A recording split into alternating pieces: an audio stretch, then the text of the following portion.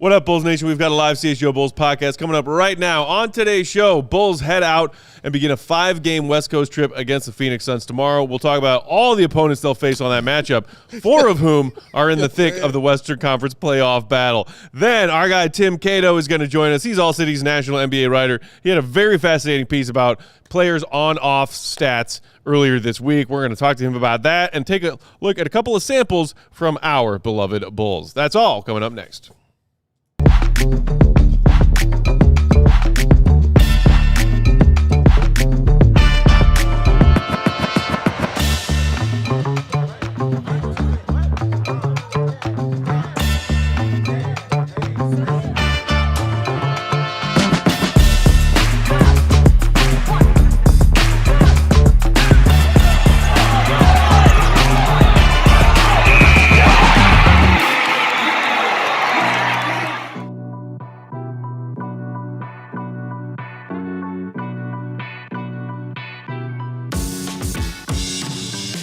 What's going on, Bulls Nation? Welcome in to the CHGO Bulls podcast, coming to you live from our CHGO Xfinity Loft here in downtown Chicago.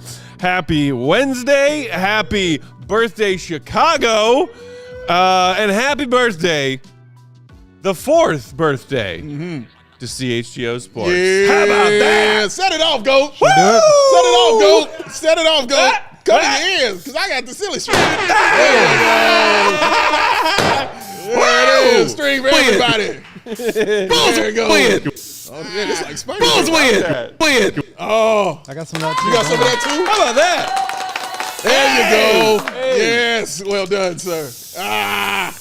There we are. All right. Yeah. You already know we're children. Like, goes the adult, and he's with us today. That's a problem. I throw hats every day. I encourage you. Hey, Bulls Nation. I'm Peck, Bulls_Peck. That's Big Day. Bow. BWL Sports. Will the Go Gottlieb. Will_Gottlieb. And our guy kicking controls, the one and only Joey C. Joey C. Happy birthday, boys. It's also the golden birthday, too, as well. March 4th, 4th birthday, CHGO. That's right. Oh, That's right. Look at you That's remembering right. what Why is that golden so wet? birthdays are. Wait, let me try that one before you go. Let's see if I can do it here. Shout out. Oh, yeah. Hoppa! Yes, sir. I'm hit. Yes. I haven't. I'm plugging straight this way. How did Yeah. I get you? Still hit my eardrum this way. Man, dude. Good God. I haven't played with silly string. There's in a while. heart attack. It's very wet. Why is it so wet? We don't, The best audio podcast. And all of our viewing audience is now deaf. Should put a disclaimer on the start it was of the show. worth it, guys. You had a good run. Shout out to y'all. Happy 4th anniversary to CHGO. Cheers. Cheers to everybody. Awesome to be here for four years with you all. Thank y'all for allowing us into your homes, into humble abodes, into your cars, at work, wherever you are, tuning in or listening to us. We truly appreciate you, and thank you for watching us, man. For whatever reason that you watch us, whether you love us or you hate us, whether you like us or can't stand us, we appreciate y'all tuning in because we can't do it without y'all. Nothing we do here is without you all. I say that all the time, and I'm going to continue to say it because it's the truth. We need you all. Thank y'all for showing us that you enjoy what we do. Cheers to you. Thank you. Well said for Dave's part. So I would just like to add cheers to you guys. 4 years. It's been a lot of fun. 4 years.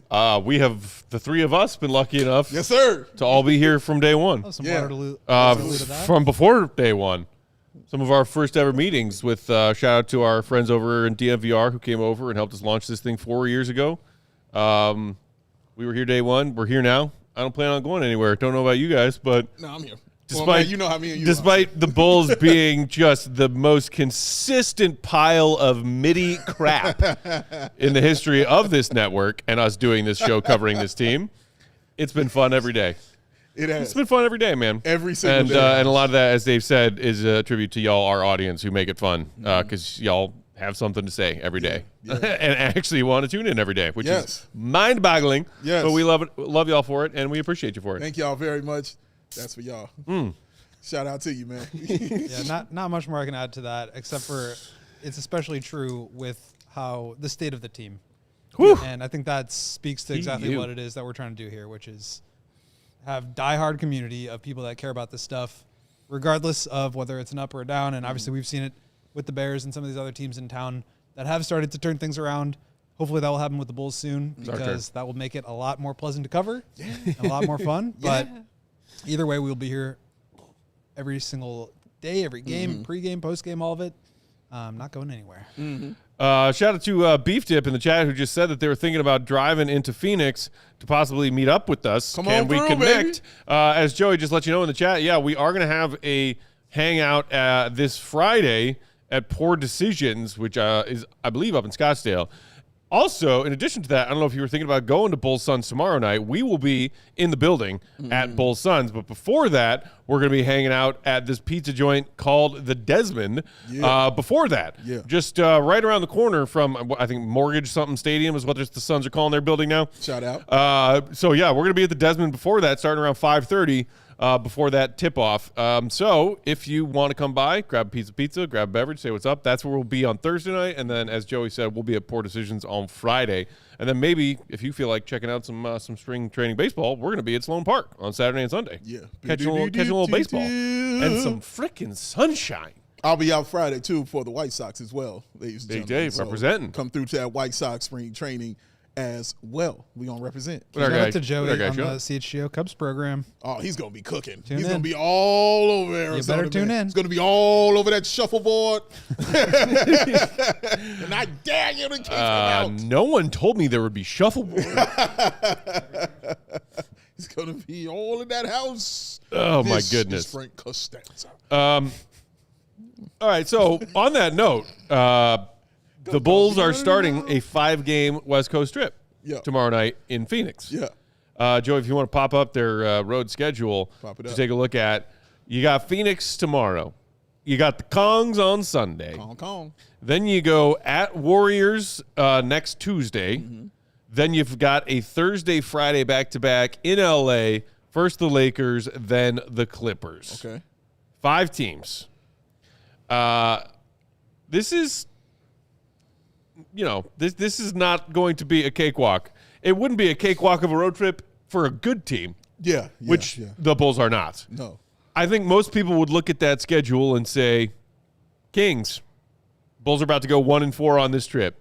However, you could also make the argument that the Warriors, the Clippers, a couple of teams kind of hovering in that play-in tournament area of the Western Conference standings right now are very beatable teams if they have themselves an off night. That's very true, and that's the very scary part of this. So, yeah, you're right. I think the Kings game is the one you immediately look at, but you're very correct in astutely pointing out that Warriors and the Clippers game. The Clippers one is the one I looked at first. So I saw that Clippers one because is Kawhi going to play? You know what I mean? Like, who's going to be available for that team? Chris Dunn is in the building. You never know how it could go. Oh, my God. I just got a glimpse of Chris Dunn versus Collin Sexton. Ooh. Oh, man. Wow. What have we done to deserve this? Oh, man. Glorious. It sounds glorious. But, yeah, that should be interesting to watch. That Clippers game, I think, should be interesting to watch because the Bulls have shown us they're playing to win, all right? So they're going to get out there and they're going to try to get these victories in the best way that they possibly can. So every game that they play, they're going to play their hardest and their toughest out there on the road. Now, I think Phoenix will get them, because Phoenix has been just really cooking. And I think the Lakers will get them for sure. Well, again, Luka might sit. Will he play? Will he not? Will LeBron be out there? Will he not? So some of these teams might not be taking the Bulls seriously and just sitting everyone out. We just saw that with OKC. And you saw what happened. Like, the Bulls had a chance to steal that from OKC, which would have been crazy. But they have an opportunity to win. Why? Because they want to. And they're going to play to do just that.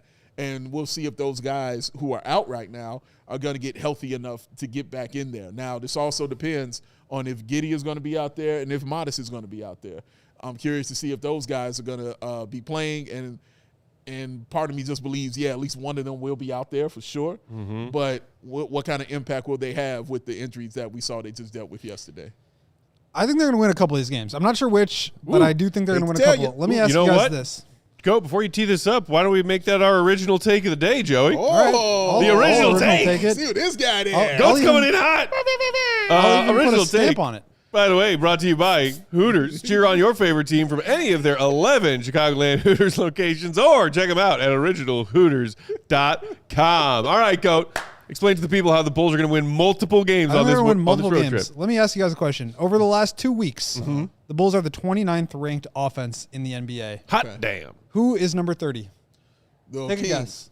Nope. They are number 22. Warriors? The Warriors are number 17.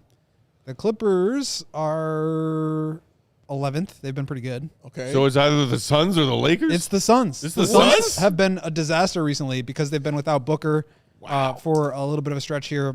Oh, well, they're missing a couple other guys too. Okay. Yeah. They're 3-3 in their last 6 games, but minus 11 point differential. Yeah. So they are very beatable. I think the Bulls also, to your point, Dave, are just not going to roll over and stop trying. Like we heard about this last night. Jalen Smith and Patrick Williams expected to come back. They're listed as doubtful on the injury report. Modest and Giddey questionable. They're just, even though the Bulls are basically out of contention for the play-in, even though they've defined a direction in terms of organizationally what they're trying to do, they haven't pulled the plug on the season in a way that I think is it's going to damage their lottery odds. Like it just is. And I don't, like we talked about earlier this week, I don't expect them to go 0-20 the rest of the way. Right. But the process behind it has just been so flawed where they're rolling these guys out there and trying to win games and making late pushes. It's going to bite them. Maybe it happens against Phoenix. Maybe it happens against Sacramento, a team that they are probably expecting to beat. But maybe it's the Lakers. I mean, the Lakers have been kind of a paper tiger all year. They're barely positive in point differential despite their record.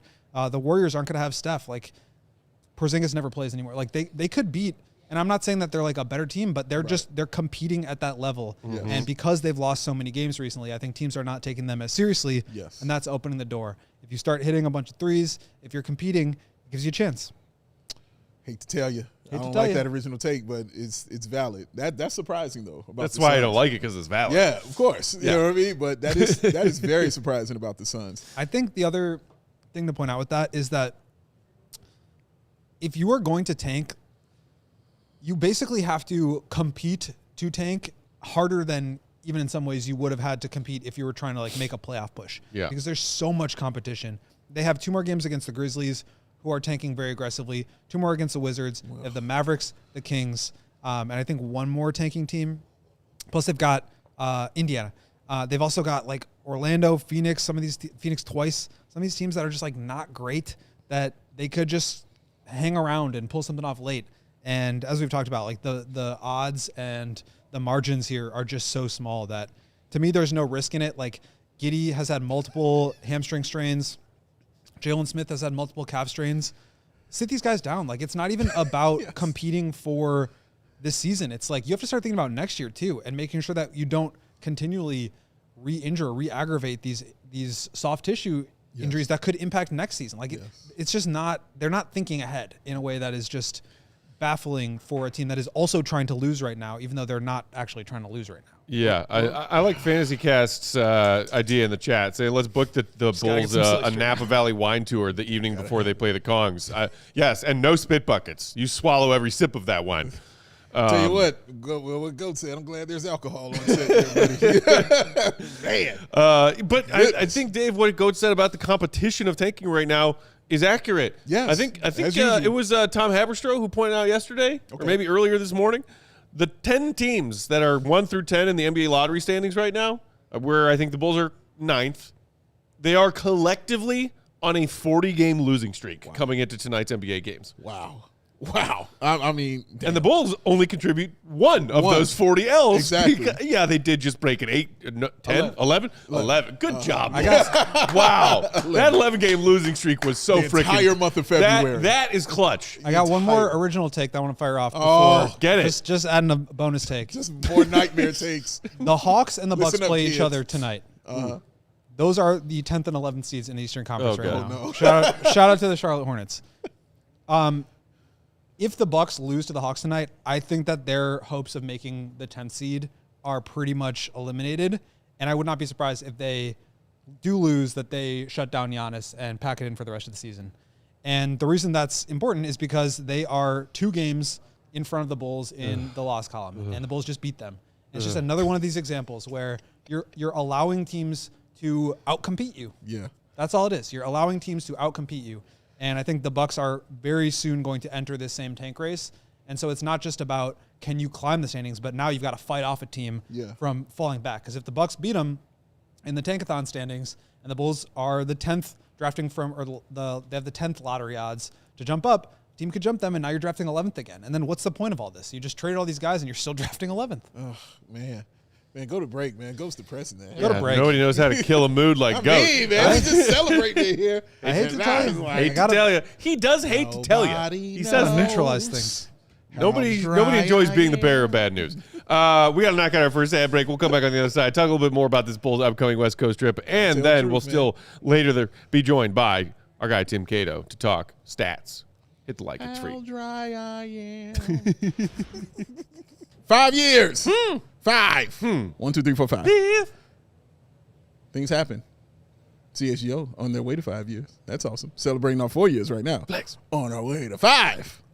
And we do that with Xfinity Wi-Fi. That's how you're able to look at us and see us right now, because we're in Xfinity Wi-Fi. And you can be too. You can get that 5-year price guarantee, ladies and gentlemen. All your devices working in perfect harmony for 5 whole years. Best part, no annual contracts, no hidden fees. And Xfinity's best equipment is included. It is awesome. I love it. This guy loves it. The guy you can't see on camera, he loves it as well. There's a thumb. He understands. Joey C enjoys it as well. Lock in your price and unlock the possibilities with Xfinity. Learn more at Xfinity.com. Xfinity, imagine that. Select plans only. Restrictions apply. CHGO Bulls also brought to you by Four Seasons Heating, Air Conditioning, Plumbing, Sewer, and Electric. We've still got some winter weather coming. You better be sure. I'd put money on it if I could. That means you need to make sure still that your furnace is ready to rock and roll.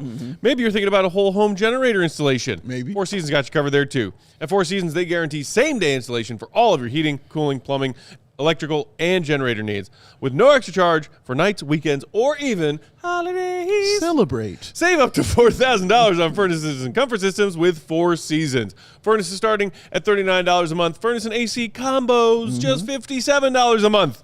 And if you call today, you can save $50 from your trusted local experts. That's Four Seasons, your trusted local experts for heating, air conditioning, plumbing, sewer, and electric. They've been serving the Chicagoland area for over 50 years. Ooh. So visit FourSeasonsHeatingCooling.com for all their special offers and money-saving coupons. That's FourSeasonsHeatingCooling.com.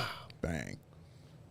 CHGO Bulls podcast rolling along Wednesday afternoon. Thanks for joining us, Bulls Nation. Go ahead, an idea during the ad break. You ready? Pull.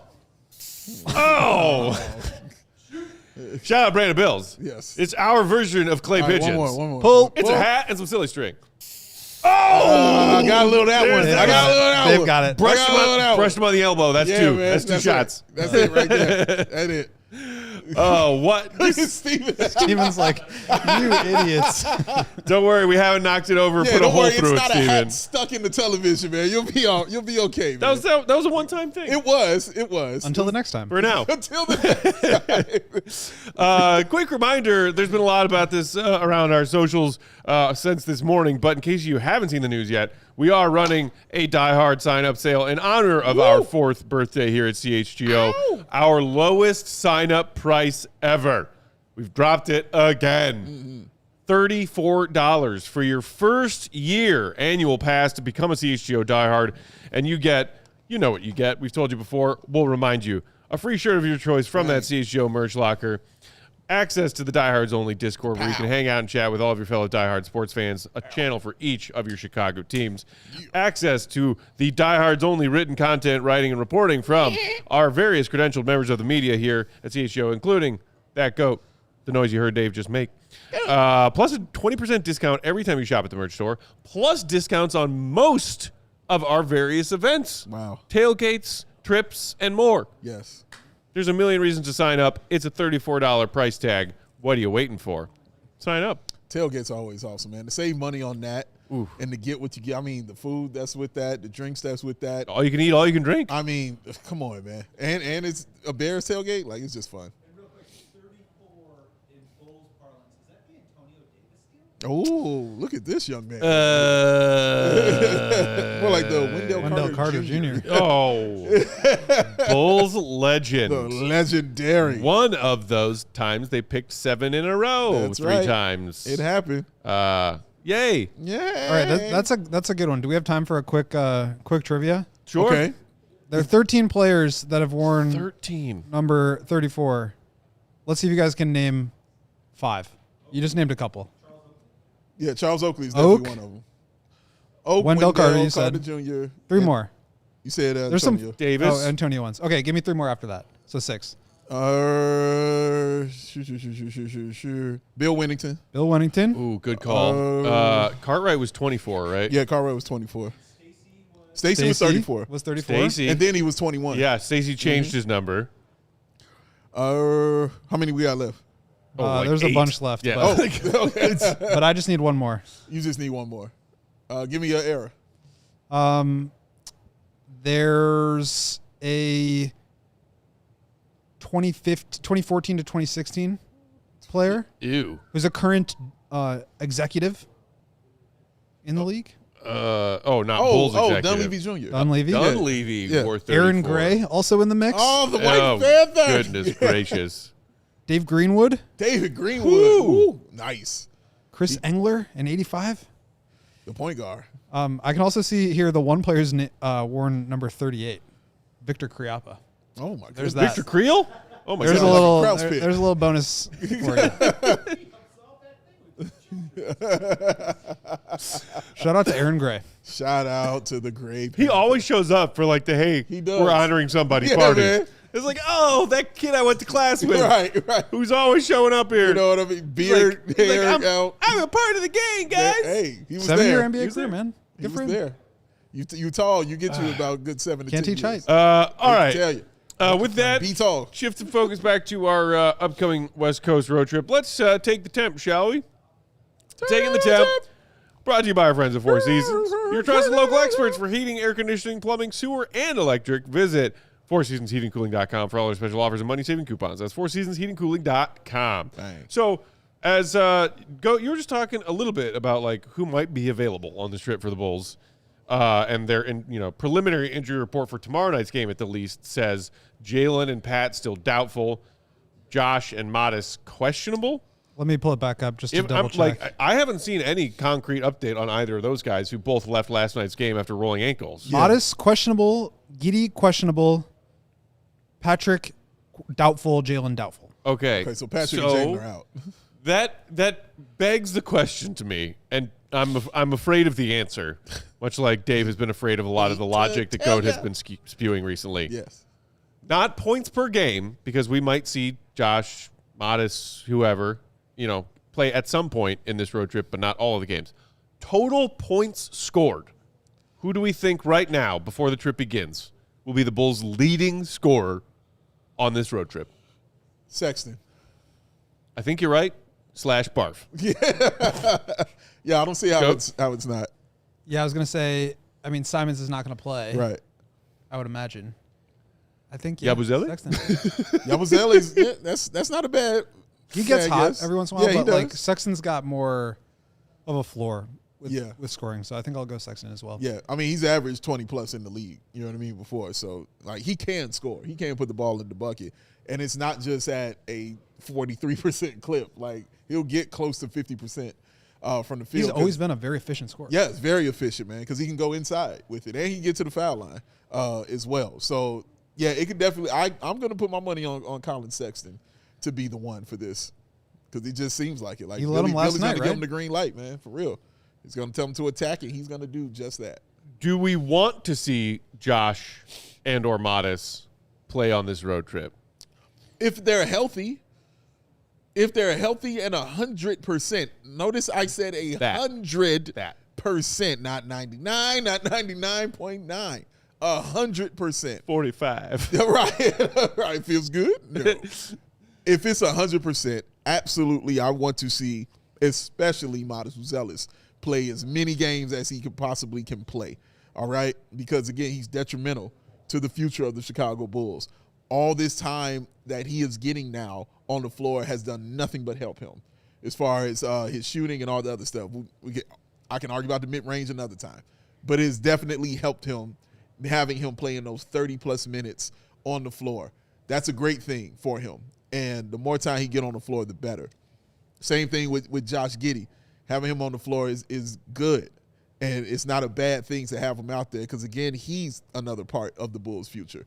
So, yeah, Matt, if they're fine and they're healthy, and not just them saying they're 100%, but I'm just going to need everybody to hit me with the yes, they are 100% from everybody in the camp, then yes, play them. If not, then no. I don't want to see them out there until that is the case. But even with, like, Giddey, for example, he's had recurring hamstring issues. Like, I think that there's an element of, at a certain point in the season, it's okay to shut guys down because you're worried about this becoming an issue that bleeds into their offseason when they're supposed to be adding to their game and into next season when you are going to try to be a little bit better here. So I think that's the challenging thing about, like, this whole tanking discourse and discussion that's been happening in the NBA recently is, like, it just, outside of the strategy element, it makes sense when you're eliminated from playoff contention or play-in contention to take care of your prime assets. And Josh Giddey is their highest paid player. He's like on the team for 3 more years after this one. They have to be careful with him. So even independent of, like, the wins and losses stuff, when you're eliminated, that makes sense to me to try to be careful with your premium assets. Modest, like, has not had recurring injuries, so I wouldn't be as nervous. He tweaked his ankle a couple of times here, I guess. So maybe you just, like, play it safe with him. But, like, Jalen Smith, the calves, like, what is the point of trying to risk any serious calf injury when those can be really damaging long term? There's just no point in that. And now you're risking next year. Like, at a certain point, you have to start thinking about not just the lottery balls and not just the wins and losses, but actually, if you are going to try to get out of this and not be a bad team next year, being careful with your good players makes sense. Yeah, it's true. He's smart. This guy's smart over here. Yeah, I mean, bottom line, like you said, Dave, 100% healthy. Yeah. If you're not 100% healthy, there's no reason to play on this trip. Zero. Like, which might mean that we have some ugly games, some games that aren't super fun to watch because at least, hey, Josh played well tonight, or hey, Modest played well tonight, is one of the things that I think Bulls fans were hoping could at least help us get through the final leg of this season. Yeah. And if you don't have that, and you got to watch a bunch of guys getting buckets and Bulls jerseys who probably aren't even going to be here next season, it's just, it makes it that much harder. Yeah. But again, what are you weighing? That frustration versus protecting the guys who are for sure going to be here next season and need to be healthy. Yeah, your future guys should always play if they're healthy. I remember when we first got Zach LaVine, and there was a debate on whether to bring him off the bench to play and to let him play because he was coming off a knee surgery. Yeah. And so, like, maybe we could just sit him out. And I was like, well, if he's 100%, put him out there. And you kept saying, I'm 100%. Cool, put him out there. Let's get him acclimated. He clearly is part of the Bulls' future. Let's see what he can do. And you know the rest of the history of shout out to Zach LaVine. It's going to be cool to see him, even if he's on the bench. But I think it's the same applies here to me.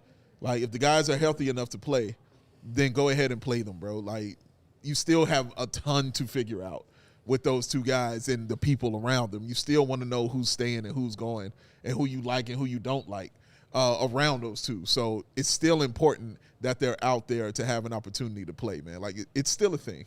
All right, on that note, let's knock out another ad break real quick. When we come back on the other side, we will be joined by our guy Tim Cato, ALLCITY's national NBA writer, to talk about his piece from earlier this week, trying to measure on-off stats for players in the NBA, and a couple of interesting contextual pieces that make it tricky and sometimes misleading. We'll take a look at some Bulls examples with our guy Cato right after the break. Hit the like button. It's free. Getting old, ladies and gentlemen. Guess what? You might look at it as a negative, but I guarantee you the alternative you don't want. True. Everybody wants to get old. Everybody gets a shot at young. Not many get a shot at old. And you know what else that you want old? Your money. Old money is the best money. It is the best, ladies and gentlemen. And our people at Old National Bank definitely know that. From everyday checking to long-term planning and commercial banking, their team is here to build momentum and help you move the ball forward. First down, even without a starting center. First down. For a simple task to bigger financial moments, you can count on us to coordinate your needs with steady, knowledgeable guidance that brings clarity and confidence to each and every step of the way. It's a partnership designed to help you feel supported, not just today, but well into the future. Old National Bank, ladies and gentlemen, member FDIC, where relationship and results matter. Can you believe that we are already 2 months in to 2026? No. 2 of them things. Nice. In the books. How are you doing on your health goals for the year? Pretty good. I hope so. Yeah. If you're worried about protein, though, you got to check out Huel. Shout out to this, my favorite flavor, chocolate peanut butter flavor. There's no better combination of flavors in the universe, and this is Huel's ready-to-drink formula of protein.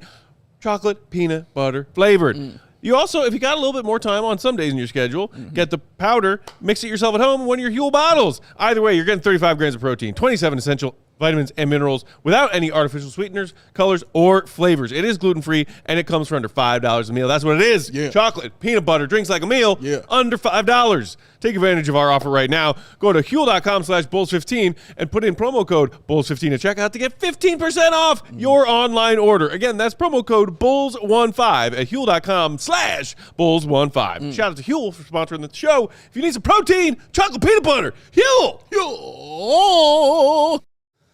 I like the tail on that Huel, Dave. Yeah. That's a nice I one. did too. I don't know where that came from, but shout out. CHGO Bulls roll along Wednesday afternoon. Thanks for being here, Bulls Nation. Hit that like button if you didn't do it during the ad break. It is 100% free. I mean it is. Speaking of things that are free for us, Yeah. how about a chat with our guy Tim Cato? Tim Cato. Let's call in. Bulls Nation, if you aren't reading his stuff, which is available right in our Bulls subheading at allchgo.com, you should be because you're missing out. He is the one and only Tim Cato. You can follow him, Tim_Cato, on that Twitter machine. And he joins us now on that Xfinity mobile call-in line. Tim, how you doing, man? Nice to see you. I mean, you guys think it's free. Just wait for the invoice. Well, the good I know news your is that emails. invoices where to don't find you come to guys on us. They Slack. go to somebody on that side of right. the building. That's right. Tim, before they start, I always have to ask this to the people who come on who have the awesome hair. What are we using in the hair? What is the product for the people? How are we getting it to look so amazing, sir? Oh man, it looks nothing like the luscious locks we've got on the right side of the studio. Oh, come on. It's a little damp, a little mussy. It does not have volume right now. It needs a wash. But yes, I use a curl cream. Nice. Okay. Wow. Okay. I don't know start what taking brand, notes. but I do put it in there, and I promise that I will make sure it's looking its A game, which it is not right now. Next time I'm on. Tim Cato, that's a promise, ladies and gentlemen. You can That's take a it to the promise. bank. It's just a bottle that says Curl Cream. That's There's it. no brand. That's it. Black and white. I You know think what I mean? it's Like, Tim's secret stuff. that's it. That's Secret right, stuff, exactly. baby. You did. Got to have it right. So, Tim, man, this thing that you wrote, by the way, Bulls Nation, you can find it at allchgo.com. Again, the NBA's trendiest stat is powerful and often misused. This is how on-off data works. I read it twice because there's so much in here that's very interesting. Flex. As you were doing your research and diving into a couple of key examples, and we're going to get to some Bulls examples in a minute, but what did you find to be the most illuminating, fascinating, and or surprising part about your research into NBA on-off numbers, how they're used and sometimes misused right now? You know, kind of the truthful answer is I didn't. And a lot of the impetus from this piece came from the fact that I've used the stat for 10 years, and I think over the past 5 years have come to understand it.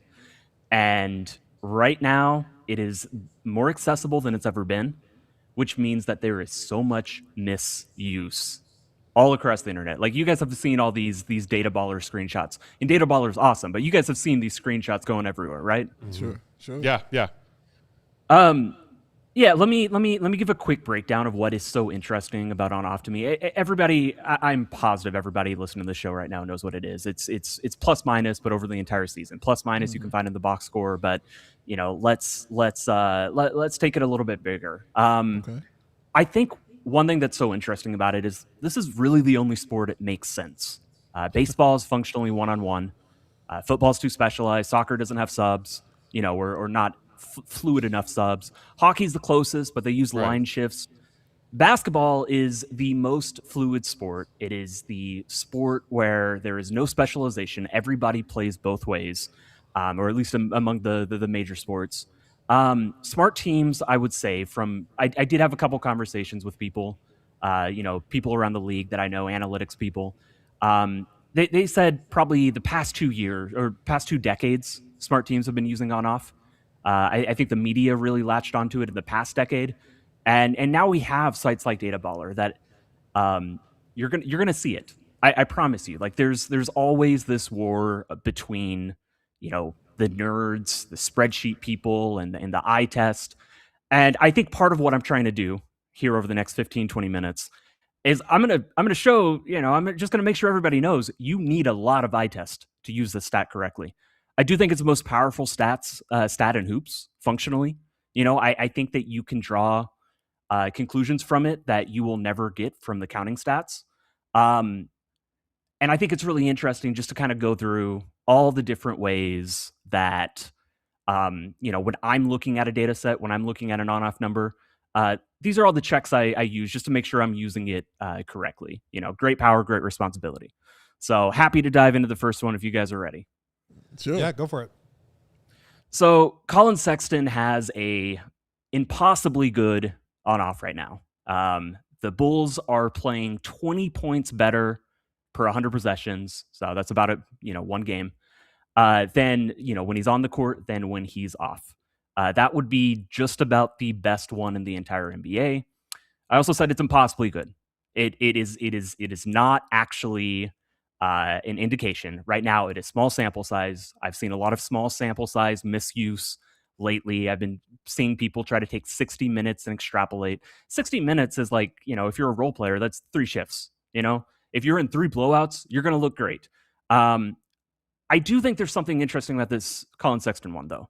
I think one takeaway is that Sexton is a professional, competent veteran. He knows how to set up an offense. He knows how to elevate an offense, elevate the teammates around him.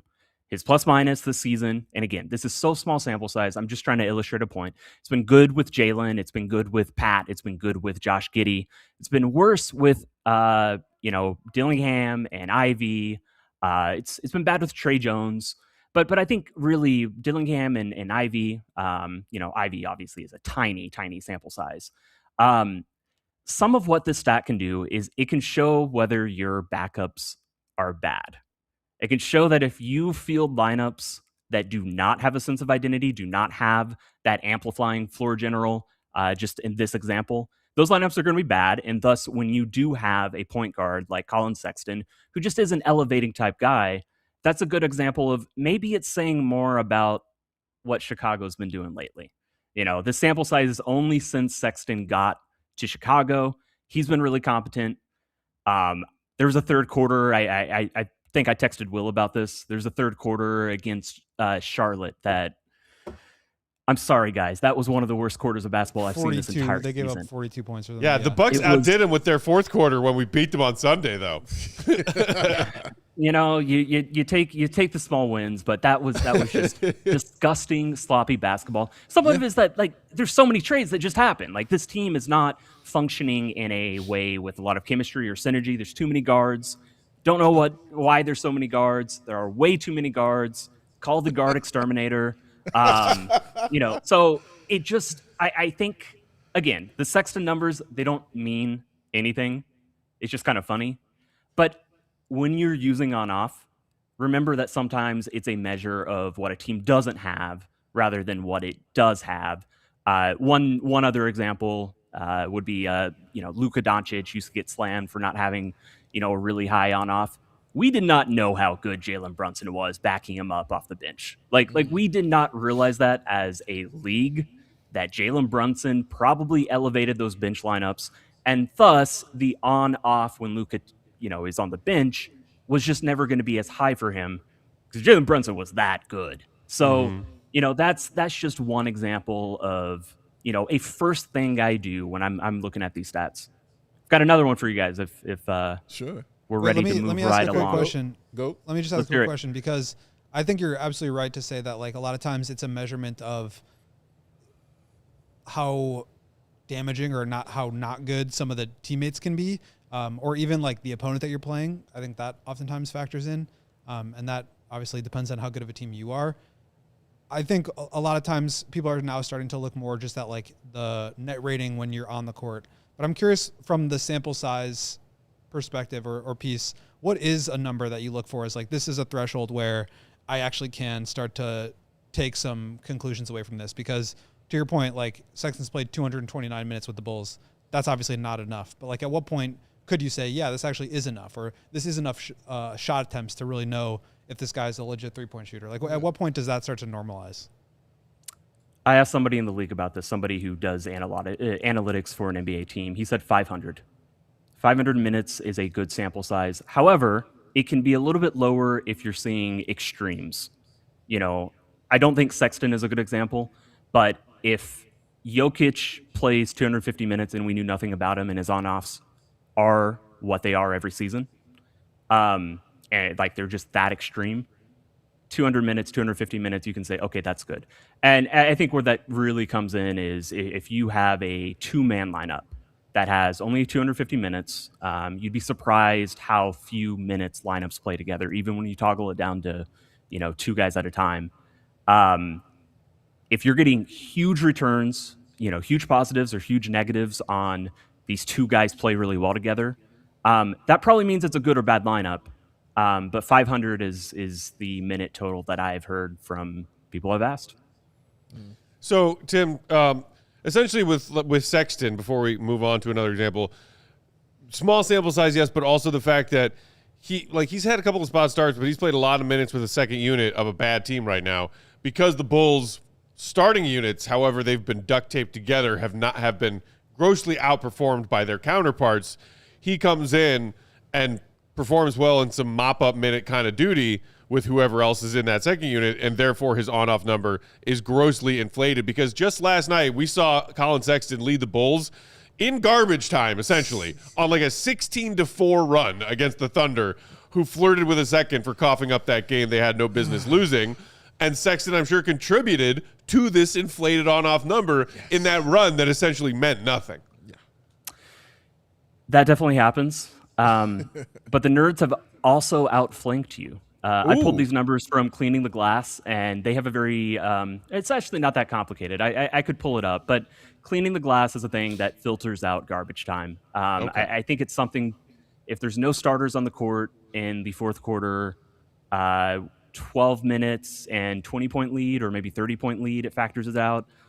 6 minutes and 20-point lead, it just factors it out of the sample size. So there are ways that the nerds have figured out to try to eliminate this. Sometimes it's still going to happen, and you just got to roll with it. But, you know, that's why you want larger sample sizes. Tim, I'm curious, as when you were doing this, what surprised you about what you found out digging deep into this kind of data right here? Like, and also, did it change the way you're viewing things when you're watching the game now? I read this whole piece with all the examples, and you know, earlier today I set up the notes for the show, and I guess I had a little hesitation that, wait, what if I don't find something? What if I don't find an interesting way to convey these ideas? And it wasn't that hard. You know, it took a few clicks around. I had some ideas of what to look for just based off the eye test, but it's been a second. Sorry, Bulls, not very good. It's been a second since I've really dug into the data, and I feel like this next example that we'll get to, if that's good with y'all, you know, maybe after the break. I think that it's such a powerful stat that if you have the framework, you can make observations. It's not decisive observations that 100% mean anything. Again, this is all in context. All stats need the context of how a team is playing, what's around it. But that's one thing that kind of stood out to me is that, you know, I feel like doing this little exercise that, you know, I have a little bit more, you know, I've been keeping an eye on the Bulls all season. I feel like I have a little bit more understanding just from doing this deep dive. Yeah. One eye is all you need, Tim. Joey, if you're good with it, let's knock out our last ad break a little bit early. Then we'll come back. Tim, hang tight. We got 2 quick ads to get to, and then we will get to your other example of Bulls on-off after that break. Looking forward to talking about that one. Hit the like, Bulls Nation. It's free. More with Tim Cato after this. Let me tell you something right now. You can do it. I promise you. You can do it. A little difficult, but nothing worth having is easy. You can have your own business, and the people who will make it easy for you, though, is Shopify. You've got to have that. It's an e-commerce platform behind millions and millions of businesses around the world and 10% of all e-commerce in the United States of America. Wow. Shopify even powers the CHGO merch store. Bow right there. This one right there. But this is one and done. You might want to go to Leaders and cop one of these, ladies and gentlemen. They've got you covered with website creation, product descriptions, email, and social media marketing, and much, much more. They also got AI tools designed to help you maximize your sales. They got you coming and going. So turn your big business idea into cold, hard paper with Shopify on your side. Sign up for your $1 per month trial and start selling today at shopify.com/allcity. That's shopify.com/allcity. CHGO Bulls also brought to you by Shady Rays. Yeah. You know those moments, Dave. Yeah. The ones where you realize that you left your favorite pair of sunglasses at the beach. Dang. On the roof of your car. No. At the gas station 3 states away because you just got home on a road trip. I didn't fill up. Ugh. It's the worst. Yeah. Shady Rays said, we got you covered. Word? Bam. Nice. I found Shady Rays and it changed the game. They've been a sponsor with us for a long time. Appreciate them. They're sponsoring our trip to Arizona tomorrow. Shout out. Because that sun's going to be shining in Arizona. Yeah, it is. I have never liked spending a lot of money on sunglasses. Not your jam. I've also never liked losing sunglasses. Also true.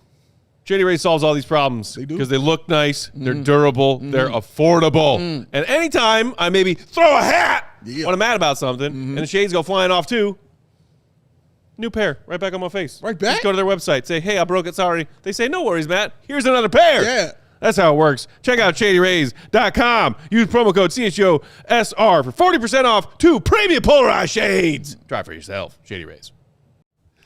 CHGO Bulls rolls along. Peck, Big Dave, Goat, Joey on the controls. Our guy, Tim Cato, ALLCITY's national NBA writer, joining us. All right, Cato, example numero dos. What do you got for us, pal? This isn't the piece, but I think a huge part of on-off is you have to understand, especially with role players, you have to understand the role that they are playing. Yes. If you got a 3-and-D wing, they might be amazing. You put them next to 2-star players. But you put them in a lineup that doesn't have creation, and all of a sudden that 3-and-D player who cannot create for themselves has to do a little bit more of that. Yeah, that's going to affect the way that your team plays. That's going to affect his on-off. But that's because he's not in the right role. One role I do like comparing, I love comparing, is centers, especially centers who kind of just platoon, starter, backup. That's not fully the case with Jalen Smith, and Vucevic before he was traded. But Jalen Smith has the best on-off of the entire Bulls team. And I think I have a few reasons why, including just that he's pretty good. He's a very, very solid backup big, right? So it's not the cleanest comparison because Jalen Smith and Vucevic, they actually played some minutes together. They were really good when they played together. +7 per 100 possessions. But they only played 200 minutes. And there is a selection bias of you're only going to play those 2 players together against matchups where it makes sense. So you can't look at that and say, okay, the solution to the entire Chicago Bulls season was just, well, they should have played, Billy Donovan should have played those 2 together more. No, you play them in the matchups where they can actually hold up. And in those matchups, they're really good. I don't think it would have worked well if you throw them out against OKC or Boston or anybody with quicker foot speed. But when just one of them was on the court, Jalen was much better. So the way where I walk through this is first, Vucevic played against the starters, Jalen played against the backups. That means something, Usually, for good teams, it's probably better to play with the starters. I hate to break news here. The Chicago Bulls, despite that, was it 6 games, 7 games? Despite that start. Yeah, they did not end up being that good. So sometimes it's better not to be tied to a starting lineup that just consistently loses. Okay. Jalen also missed 16 games this season, and the Bulls lost 15 of those games. If we were talking about LaMelo Ball, it might be a different story. Last season LaMelo when he played, Charlotte was not good, but they weren't horrific. When he didn't play, they went 3-32. Which is just a very simplified version of on-off. But Jalen's a backup big. It helps when he's out there because I think he's pretty good as a role. But he missed some stretches where the Bulls just stunk. They got blown out. He wasn't there to take the fall. He avoided it. It boosted his numbers. Like that, you also have to factor that in. You gotta make sure that you are, being fair with the sample size that you're looking at. And in that sense, like good and bad on off for role players, it's an indicator whether they're good or whether they're bad. But it's not a measure, because stuff like that can so easily change it.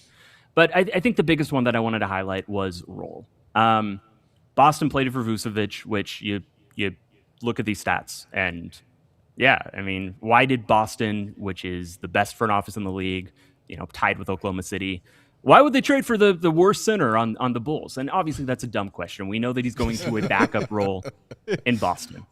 We understand that. Yeah. However, I remember coming onto the show the first week of the season. Flex. We were so young back then. And Speak for yourself. Bright-eyed, I deeply remember a warning I gave y'all where I was like, I'm really worried about how many rim shots Chicago gives up. That scares me. I was trying so hard to spin it optimistically. I didn't want to be the guy dropping in. I think it was like my first appearance on the show and being like, oh, this is. But I was worried. Vucevic is not a good rim protector. We know that. It's not his game, especially now. Jalen is better at that. The Bulls actually allow, in these splits, the Bulls allowed more layups in Jalen's minutes, but they allowed they had teams shoot 6% less on them because Jalen Smith is athletic, but that's not the swing. The problem here is that Chicago was giving up too many rim attempts, most in the league. Highest percentage of shots allowed at the rim in the entire league, the Chicago Bulls, this season's Chicago Bulls. Do you guys know who allows the least number of shots at the rim? Boston? The Boston Celtics. Yeah. So what Boston did was, hey, Vucevic did not work in the role that was created by the infrastructure in Chicago. He was really bad at that. It was a bad infrastructure. It was a bad situation. Any rim protector, any big would have not had the best time with that.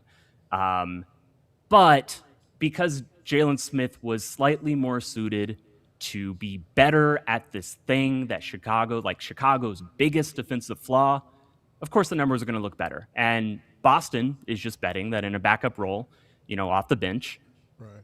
we're not going to expose him to that stuff. Like, he is playing fundamentally a different role for Boston than he was allowed to in Chicago.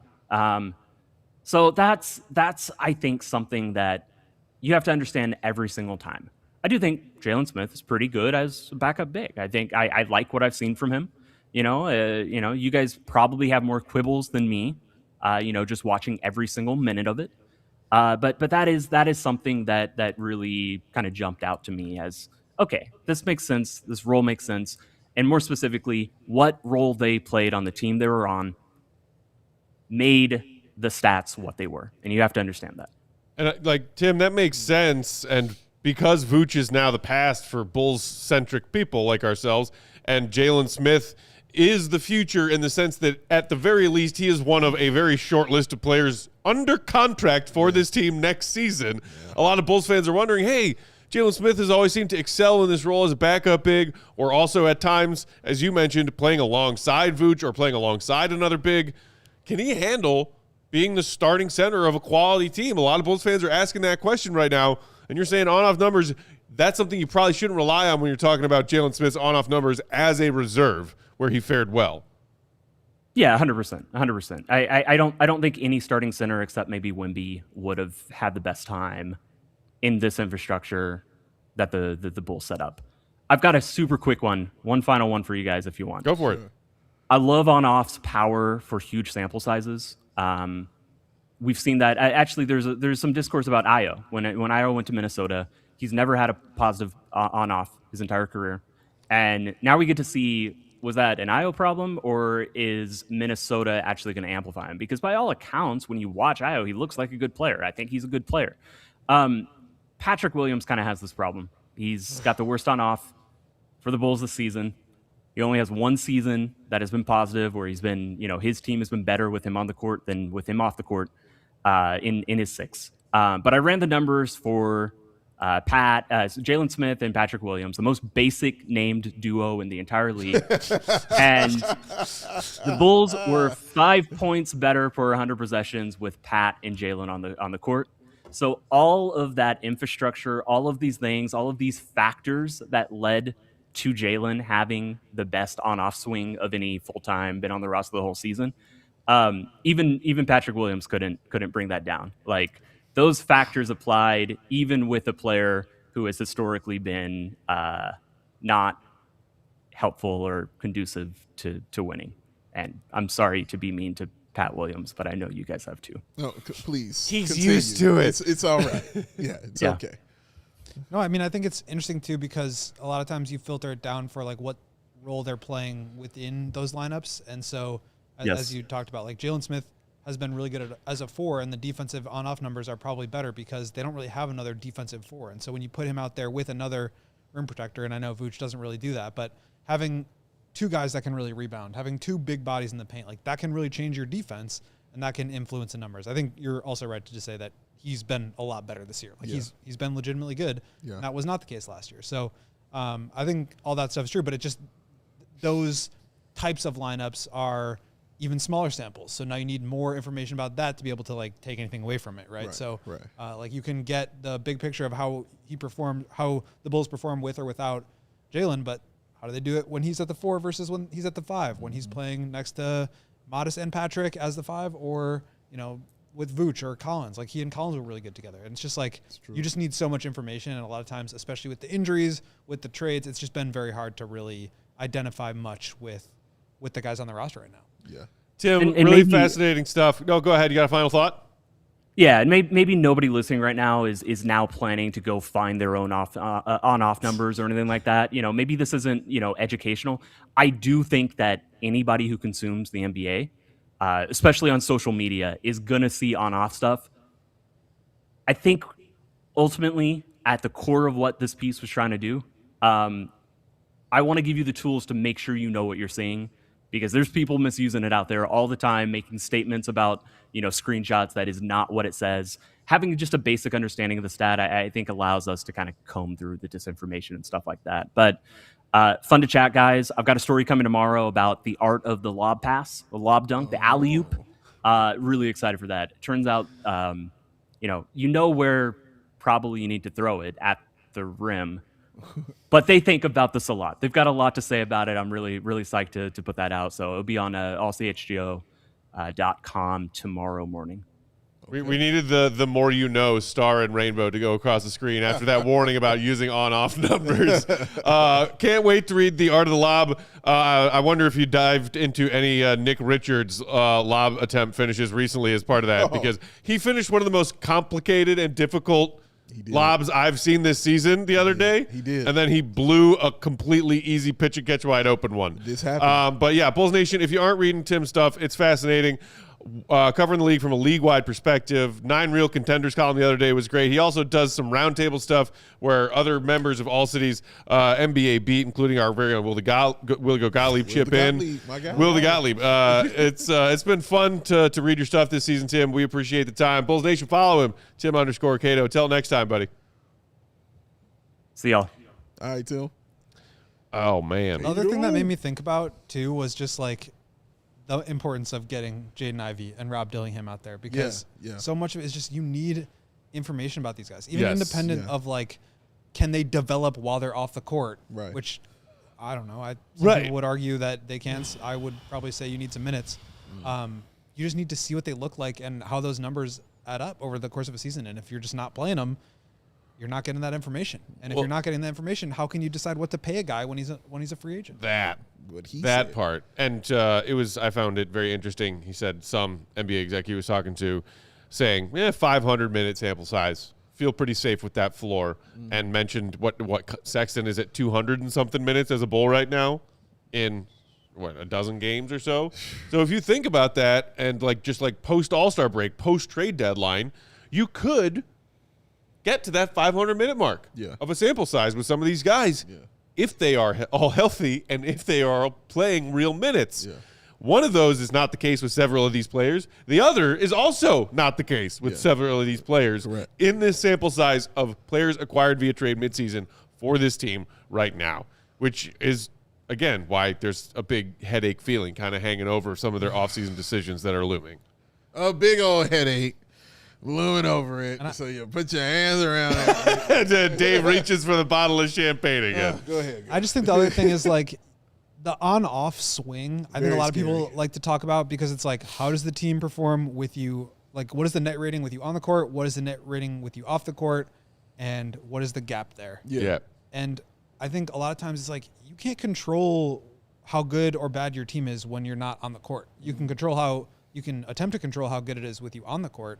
So like I think a lot of times what I look at too is like what is the offensive rating or the net rating with you on the court, and then what is the net rating with you off the court, and not just the difference between those two, but like are you a good team when you're on the court, and are you still a good team when you're off? Because then why are you penalizing somebody for having not a big gap there? Yeah. Or you're, an average or slightly above or below average, but a disaster when you're off the court, then I think it matters a little bit more. So I think that context plays a role as well. Sure. We'll see how these Bulls handle things on this upcoming West Coast trip. Shout out to Tim Cato for joining us. Fun stuff. Check his stuff out, allchgo.com. You can find it right there in the same feed with our guy, Will the Gottlieb stuff. Become a diehard. Will the Gottlieb. Sale going on right now, $34 for your first year, so you can read all that stuff that is for diehards only. Follow Will _Gottlieb. He's the GOAT. Big day, bow. BWL Sports. I'm Bulls _Peck. We are CHGO _Bulls. Shout out to our guy, Joey C., King of the Controls. That's going to do it for today. Oh, Phoenix C. We are heading to the desert, y'all. We will talk to y'all from Phoenix tomorrow. Hopefully, we'll see some of y'all in Phoenix tomorrow. Happy 4th birthday to CHGO. Happy birthday to the beautiful city of Chicago. We love you for tuning in today and every day, Bulls Nation. We appreciate you. Have a great night, and we'll talk to y'all from the desert. See you, Red. Be good. Love y'all, man. Peace. All city like the mayor.